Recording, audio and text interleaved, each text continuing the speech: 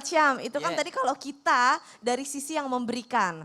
Tapi kalau dari sisi yang ada efek sampingnya, tadi kan udah dibahas bahwa iko-ikoyan itu sebenarnya bagus. Tapi ada efek negatifnya. Jadi kayak ada gelombang meminta-minta gitu. Jadi kayak, nah itu gimana sih dalam pandangan Islam Ustadz Syam? Mohon tausiahnya. Tabe guru-guruku Ustaz Maulana Habib Abdullah, Kak Caca, serta para alim ulama yang dimuliakan Allah Subhanahu wa taala.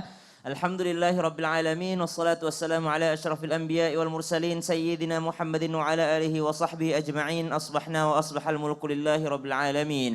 Subhanaka la ilma lana illa ma 'allamtana innaka antal alimul hakim. Rabbi shrah li sadri wa yassir li amri wahlul 'uqdatam min lisani yafqahu qawli waj'al li waziran min ahli. Amin amin amin ya rabbal alamin. Sering sekali disampaikan oleh guru-guru kita yang ada di sini, oleh Ustadz Maulana, oleh Habib, serta para guru-guru kita di mimbar Islam itu Indah mengatakan bahwa orang yang meminta-minta tanpa sebab, tanpa kebutuhan, lalu mereka akan dibangkitkan nanti di hari kiamat dengan tanpa daging muka di wajahnya. Artinya orang ini nggak punya muka, nggak punya malu, subhanallah. Apalagi dia tidak terlalu membutuhkannya, namun senang aja gitu minta-minta kepada orang lain. Maka dibangkitkan di hari kiamat tanpa daging di wajahnya. Maka subhanallah, hindari sejauh-jauhnya yang namanya meminta kepada manusia. Meminta itu ada beberapa macam. Yang pertama meminta kepada Allah Subhanahu wa taala. Iyyaka na'budu wa iyyaka nasta'in.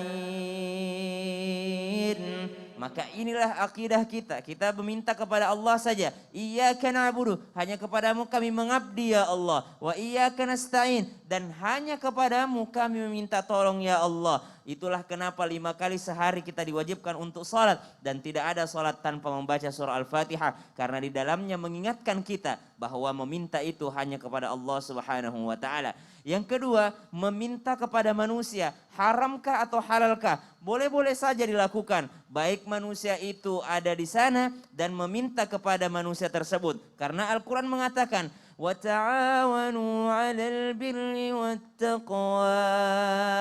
Saling tolong menolonglah engkau dalam kebaikan dan ketakwaan. Artinya kalau kita meminta kepada saudara kita sesuatu yang membuat kita semakin baik, misalnya sesuatu yang membuat kita semakin dekat kepada Allah Subhanahu wa taala, dan orang itu pun ikhlas, ridha memberikannya, maka itu tak mengapa. Maka meminta dalam hal kebaikan dan ketakwaan, maka itu diperbolehkan. Yang ketiga, meminta dalam keburukan. Nah, ini yang dilarang. Wala ta'awanu 'alal itsmi wal 'udwan. Jangan saling tolong menolong dalam keburukan dan dosa. Maka ini yang dilarang oleh Allah Subhanahu wa taala. Ada lagi meminta yang tidak diperkenankan. Apa itu? Meminta kepada manusia yang sudah tidak ada manusianya.